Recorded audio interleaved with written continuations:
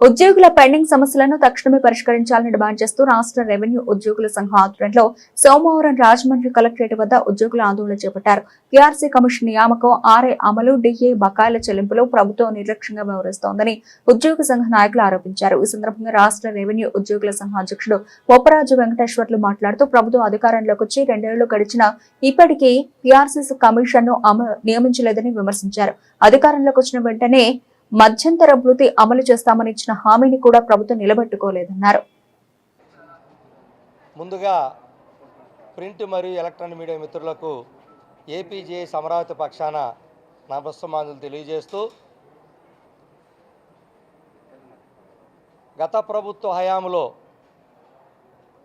సుమారుగా 30,000 కోట్ల పైచిలుకు బకాయిలు ఉన్నటువంటి పరిస్థితుల్లో ఉద్యోగులు కూటమి ప్రభుత్వం వచ్చిన తర్వాత మా బకాయిలు చెల్లిస్తారని, ఎప్పటికప్పుడు డిఏలు చెల్లిస్తారని, మంచి పీఆర్సీ ఇస్తారని, పీఆర్సీ ఆలస్యమైతే ఈలోపు ఐఆర్ చెల్లిస్తారని, మా సరెండర్ లీవులు వస్తాయని, మా ఎర్రన్ లీవులు వస్తాయని, మా జీతబత్యాలు ఎప్పటికప్పుడు బకాయిలు లేకుండా ఉంటాయని చెప్పని ఎంతో ఆశతో ఉన్నాం. కానీ గత ప్రభుత్వ హయాంలో ఇవ్వాల్సినటువంటి 30,000 కోట్ల పైచిలుకున్నటువంటి బకాయిలు ఎవరికి ఎంతెంత రావాలో కనీసం లెక్కలు కూడా ఈ రోజుకు కూడా ఈ ప్రభుత్వ హయాంలో ఉద్యోగులకు ఇచ్చినటువంటి పరిస్థితి లేదు. ఎవరికి ఎంతెంత బకాయి పడిందో, ఏ ఉద్యోగికి ఎంత ఇవ్వాలో కనీసం లెక్కలు చెప్పండి, మా పే స్లిప్పులో నమోదు చేయండి అని గత సంవత్సర కాలంగా ప్రభుత్వానికి ఏపీజేఎస్ అమరావతి పక్షాన చెప్తున్నప్పటికీ ఎలాంటి స్పందన ఈరోజు కూడా లేదు. మా గత అప్పులు చెల్లించే సంగతి పక్కన పెడితే ఈ ప్రభుత్వం వచ్చిన తర్వాత ధరలకు అనుగుణంగా ఎప్పటికప్పుడు చెల్లించాల్సినటువంటి డిఏలు, ఒక్క డిఏ కూడా ఈరోజు కూడా ఈ ప్రభుత్వం వచ్చిన తర్వాత చెల్లించలేదు. మరి చెల్లించనందువల్ల ఎప్పటికప్పుడు ధరలు ఆకాశాన్ని అంటుతున్నాయి, కానీ జీతాలు మాత్రం పెరగటం లేదు. ఈరోజు 5 డిఏలు సుమారుగా 10% పైన, 10% పైన, 100కి 10 రూపాయల పైన ఈరోజు ప్రభుత్వం విడుదల చేయాల్సిన బకాయిలే ఉన్నాయి ఈ ప్రభుత్వం వచ్చినాక. అది కాకుండా ఈ 2 సంవత్సరాల నుంచి ఆ డిఏలకి అరియర్ సంఖ్య ఎన్ని వేల కోట్లు రావాలో లెక్కేయండి. ఈ ఎప్పుడు చెల్లిస్తారో చెప్పండి. ఇంతవరకు ప్రకటన లేదు, అరియర్ సంగతి లేదు. అదేవిధంగా 3 సంవత్సరాల క్రితం నుంచి అమలు కావాల్సినటువంటి పీఆర్సీ ఈ రోజుకు ఆ పీఆర్సీ కమిషన్ నియామకం కూడా లేదు.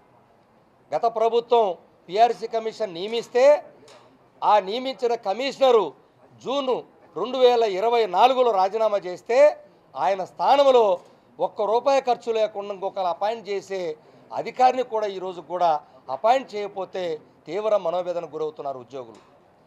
సరే, పీఆర్సీ నుంచి మళ్ళా అమలు చేసే టయానికి మధ్యలో మధ్యంతర భృతి ఐఆర్ ప్రకటించే సాంప్రదాయం కొన్ని దశాబ్దాలుగా వస్తుంది. గత ప్రభుత్వ హయాంలో కూడా 27% ఐఆర్ తీసుకున్నాం. మరి అటువంటి పరిస్థితుల్లో మేము అధికారంలోకి రాగానే మంచి ఐఆర్ ప్రకటిస్తామని చెప్పినటువంటి ప్రభుత్వం ఆ ఊసే ఇప్పుడు ఎత్తటం లేదు. అదేవిధంగా ఈరోజు ఒక్క సరెండర్ లీవ్ కూడా పోలీసులైతే చాలా తీవ్రంగా బాధపడేటువంటి పరిస్థితి. ఏ ఒక్క ఉద్యోగికి సరెండర్ లీవులు దాదాపు 7,000 కోట్ల పైచీలకు సరెండర్ లీవులు బకాయిలు ఉన్నాయంటే ఆలోచించండి. అంటే గత ప్రభుత్వంలో ఉన్నటువంటి 1,000 కోట్ల బకాయిలు లెక్కలు చెప్పట్లేదు. ఎవరెవరికి ఎంతెంత చెల్లించాలో చెప్పమంటే చెప్పరు. ఈ ప్రభుత్వ హయాంలో మీరు వచ్చిన తర్వాత ఆర్థికంగా ఏ ఒక్క ప్రయోజనానికి కూడా మాకు ఏమి ఇవ్వాలో ఏమి ఇవ్వకూడదో చర్చించినటువంటి దాఖలాలు కూడా లేదు. గత సంవత్సరం 18/10/2025న గౌరవ ముఖ్యమంత్రి గారు ఉద్యోగ సంఘాలతో చర్చించినప్పుడు అతి త్వరలో మేము పీఆర్సీని ప్రకటించేదానికి, అదేవిధంగా మిగిలిన విషయాలు ఆర్థికపరమైన అంశాలు చర్చిద్దాం, ఆర్థికేతర అంశాల వరకు ఇప్పుడు చేసుకోండి అని చెప్పి అన్నారు.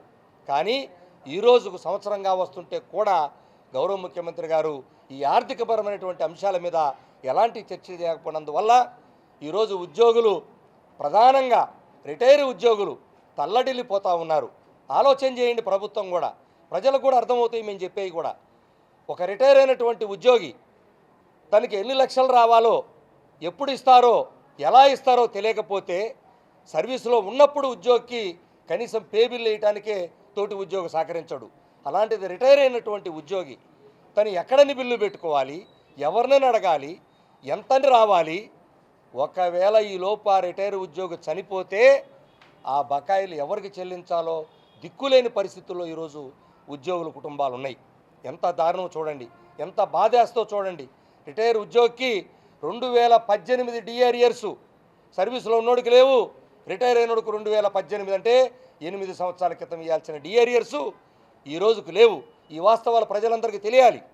ఏదో ఉద్యోగులు మేమేదో ఉద్యమాలు చేయాలని రోడ్డు మీదకి రావడానికి ప్రయత్నం చేయట్లేదు. మాకు రావాల్సిన జీతభత్యాల డబ్బులు ప్రభుత్వాలు బకాయిలు పెడతా ఉంటే ఏం చెప్పాలో దిక్కు చేసిన పరిస్థితుల్లో ఈరోజు ఒక రిటైర్ ఉద్యోగి ఏం చేయలేని పరిస్థితుల్లో అర్థం కాకుండా, లేదో కాంట్రాక్ట్ ఉద్యోగిని సకాలంలో రెగ్యులర్ చేయక సంవత్సరాల తరబడి కొంతమందిని చేసి కొంతమంది చేయకుండా వెళ్ళిపోతే వాళ్ళ పరిస్థితి అర్థం కావట్లేదు. లేదు ఒక అవుట్సోర్సింగ్ ఉద్యోగి కేవలం 10,000 12,000 తీసుకొని ప్రభుత్వ సంక్షేమ పథకాలు కూడా అతనికే కాదు అతని కుటుంబ సభ్యులకు కూడా ప్రభుత్వాలు రద్దు చేస్తే దిక్కుదోసిన పరిస్థితుల్లో అవుట్సోర్సింగ్ ఉద్యోగి జీతం పెరక్క తను కూడా సమానమైన పని చేస్తూ ఉన్నాడు మాతో పాటు, కానీ జీతం సమానం లేదు. ఇది ఎంత బాధాకరం. మరి ఇన్ని ఆర్థికంగా ఉద్యోగులు చితికిపోతూ ఉంటే ప్రభుత్వం కనీసం చర్చించకుండా మేము ఉద్యమానికి ముందుకెళ్తుంటే అన్నా కూడా కనీసం ప్రభుత్వం ఇంతవరకు ఎలాంటి చర్చకు ఉపక్రమించబట్లేదు. అందుకనే ఏపీజేఎస్ అమరావతి ఉద్యోగ సంఘాలు, శాఖాపరమైన సంఘాలందరం కూడా ఉమ్మడిగా నిర్ణయం తీసుకొని ఇప్పటికే ఉద్యమ బాటకి సిద్ధమవుతున్నాం. అందులో భాగంగా అన్ని జిల్లాల్లో నాయకత్వాన్ని, జిల్లా నాయకత్వాన్ని, డివిజన్ నాయకత్వాన్ని బలోపేతం చేసే భాగంగా ఇప్పటికే పర్యటనలు చేస్తూ ఉన్నాం. రేపు అంటే వచ్చే నెల జూలై 12న మొట్టమొదటి సన్నద్ధ సభని శ్రీకాకుళంలో శ్రీకారం చుడుతున్నాం. అది సాధారణ ఉద్యోగులతో. ఇప్పుడు మేము తిరిగేదంతా కూడా నాయకుల్ని సంసిద్ధం చేస్తున్నాం. సాధారణ ఉద్యోగులతో జూలై 12న మొట్టమొదటి సభని శ్రీకాకుళంలో ఉద్యమ సన్నద్ధ సభని నిర్వహిస్తాం. 21వ తారీఖున రాయలసీమలో అనంతపురంలో ఉద్యమ సన్నద్ధ సభ నిర్వహించబోతున్నాం. తర్వాత ప్రతి ఉమ్మడి జిల్లాలో కూడా సన్నద్ధం సభలు నిర్వహించి తద్వారా ఉద్యోగులకి ఆర్థికంగా, ఎందుకు తిరుగుతున్నాం అనుకోవచ్చు మీరు, ఉద్యోగులకు తెలియదా అని తెలుసు, కానీ ఆలోచించే పరిస్థితిలో కూడా ఉద్యోగులు లేరు ఈ రోజున. ఎందుకని? వాళ్ళకి తీవ్రమైనటువంటి పని ఒత్తిడిలో నెట్టివేయబడ్డారు. ఆ పని ఒత్తిడిలో పెట్టి వాళ్ళు కనీసం వాళ్ళకి రావాల్సిన బకాయిల గురించి ఆలోచన లేకుండా చేస్తూ ఉన్నారు ప్రభుత్వం. ఇది చాలా బాధాకరమైనటువంటి విషయం. అయ్యా నీకు ఎంత రావాలని నాయకుడిని అడిగిన, ఉద్యోగిని అడిగిన, సార్ నేను సర్ ప్రోగ్రాంలో నన్ను ఒకడంటాడు, ఇంకో ప్రోగ్రాం ఇంకోనంటాడు. ఎవరికి వాళ్ళు గందరగోళంలో నెట్టవేయబడ్డారు. అందువల్లే ఈరోజు ప్రతి ఒక్కరిని అవేర్నెస్ చేసుకొని ఉద్యమానికి ఏపీజేఎస్ అమర సిద్ధమవుతుంది. కలిసి వచ్చేటువంటి సంఘాలను జేఏసీలను కూడా కలుపుకొని ఇప్పటికీ ఏపీఎన్జిఓ జేఏసీ కూడా వాళ్ళు కూడా ఉద్యమ కార్యాచరణని త్వరలో వాళ్ళు కూడా మొదలు పెట్టబోతున్నామన్నారు. అవసరమైనప్పుడు ఐక్య ఉద్యమాలకు కూడా ఏపీజేఎస్ అమరావతి పక్షాన సిద్ధంగా ఉంటామని చెప్పి తెలియజేస్తూ, ప్రభుత్వం ఎప్పటికైనా స్పందించి ఉద్యోగులకు రావాల్సినటువంటి ఆర్థికపరమైనటువంటి అంశాల్లో ఏదో ఒక చర్చ జరపకపోతే ఈ ఉద్యమం ద్వారా భవిష్యత్తులో రాబోయేటువంటి ఉద్యమం వల్ల ప్రజలకు ఏదైనా అసౌకర్యం కలిగినా, ఏదైనా ఇబ్బందులు వచ్చినా, లేదు ప్రభుత్వం ఏదైతే ఇప్పుడు చేపట్టేటువంటి పెద్ద పెద్ద కార్యక్రమాలు, ఉదాహరణకి రెవెన్యూ శాఖలో ఈరోజు ఓటర్ లిస్టుల నవీకరణ కానివ్వండి, లేదా పాస్బుక్ల ప్రక్రియ కానివ్వండి, రీసర్వే ప్రక్రియ కానివ్వండి, సెన్సస్ ప్రక్రియలు కానీ ఏదైనా సరే వాటికి ఆటంకం జరిగితే దానికి బాధ్యులం మేం కాదు. మా ఉద్యోగుల కార్యక్రమాల్లో పాల్గొంటే వాళ్ళ జోలు వచ్చినా కూడా మేము ఒప్పుకునే ప్రశ్నే ఉండదు.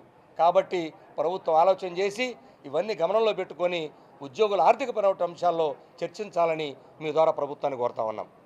ఉద్యమ కమిటీ చైర్మన్ పనిపేర్రాజు గారు ఒకటే అప్పీల్ చేస్తూ ఉన్నాను. ప్రభుత్వాలు వారికి సంబంధించినటువంటి అనేక కార్యక్రమాలని ఈరోజు ప్రభుత్వ ఉద్యోగుల మీద పెట్టవచ్చు. అయితే జిల్లా కలెక్టర్లందరినీ కూడా అప్పీల్ చేస్తూ ఉన్నాను, దయచేసి ప్రభుత్వం పెట్టేటువంటి కార్యక్రమాల్లో ఏది ప్రాధాన్యత కార్యక్రమం అనేది మీరు తీసుకోండి. ఆ ప్రాధాన్యత కార్యక్రమాన్ని బట్టి ఇప్పుడు ఉదాహరణకి సర్ ప్రోగ్రామ్ అనేది ఒక స్టాట్యూటరీ చట్టబద్ధంగా ఎలక్షన్ కమిషన్ ఆఫ్ ఇండియా ద్వారా చేయాల్సినటువంటి పనిని, సో దానిని ప్రాధాన్యత పెట్టుకోండి. అంతేగాని ఈ టైంలో మళ్ళా రీసర్వే అయిపోయిందా, పాస్బుక్లు అయినాయా, ఇలాంటి కార్యక్రమాలని మళ్ళా చొప్పించి వాళ్ళని మానసికంగా ఒత్తిడి గురి చేయొద్దు. ఇప్పటికే ఉద్యోగి తనకు రావాల్సినటువంటి ఆర్థిక ప్రయోజనం లేక తీవ్రంగా ఆర్థిక ఒత్తిడిలో ఉన్నాడు. అటువంటి ఒత్తిడిలో ఉన్నటువంటి మనిషిని మానసిక ఒత్తిడి కూడా గురి చేస్తే రకరకాలుగా దారులు వెతుక్కునే పరిస్థితి ఇప్పుడు కనపడుతున్నాయి.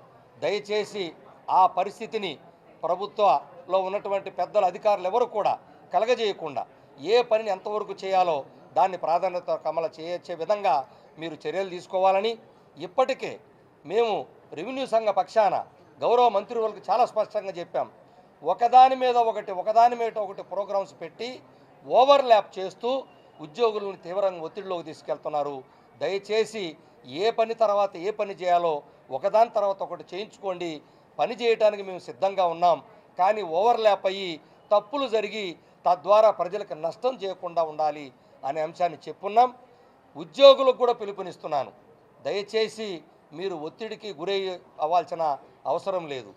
ఎంత పని మీరు నిజాయితీగా నిబద్ధతగా చేయగలుగుతారో పారదర్శకంగా అంత పని చేయండి. దానికి మించి మీరు ఒత్తిడి గురి కావద్దు. అయినంత వరకే అవుతుంది. దానికి ఏదైనా మీ మీద చర్యలు తీసుకుంటే మేము మీ అంటుంటాం.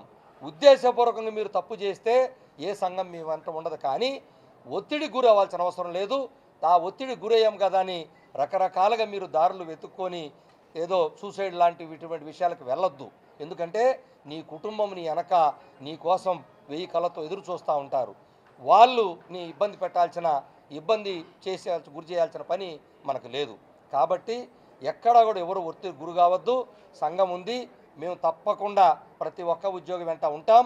ప్రధానంగా క్షేత్రస్థాయిలో ఉన్నటువంటి విఆర్ఓలు కానీ సర్వేర్లు కానీ ఏ ఉద్యోగుల క్షేత్రస్థాయిలో పనిచేసే ప్రతి ఉద్యోగి కూడా అప్పీల్ చేస్తున్నాను, మీకు ఎలాంటి ఇబ్బంది లేదు. ప్రభుత్వ స్థాయిలో ఎక్కడ ఎవరికి ఏం చెప్పాలో అన్ని అప్డేట్గా రెవెన్యూ ఉద్యోగుల సంఘం పక్షాన్ని చెప్పున్నాం. దానికి పనికి తగ్గట్టుగానే అధికారులు కూడా ఆలోచిస్తారు. వాళ్ళకు కూడా అప్పీల్ చేశాము.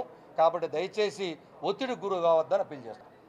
వాళ్ళు ఇప్పటికే టీచర్ సంఘాలు పక్షాన దాన్ని మొన్న ఇటీవల కూడా అప్పీల్ చేశారు ప్రభుత్వం దృష్టికి.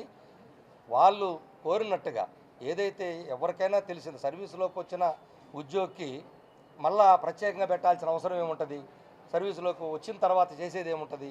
కాబట్టి ప్రభుత్వ పక్షాన ఏదైతే టీచర్ సంఘాలు కోరినటువంటిది న్యాయమైన డిమాండ్ తప్పకుండా ప్రభుత్వం పరిగణలోకి తీసుకొని కేంద్ర ప్రభుత్వాన్ని కూడా ఒప్పించే విధంగా ప్రభుత్వం చర్యలు జరగని ఏపీ చేసే అమరావతి పక్షాన్ని కోరుతున్నాం.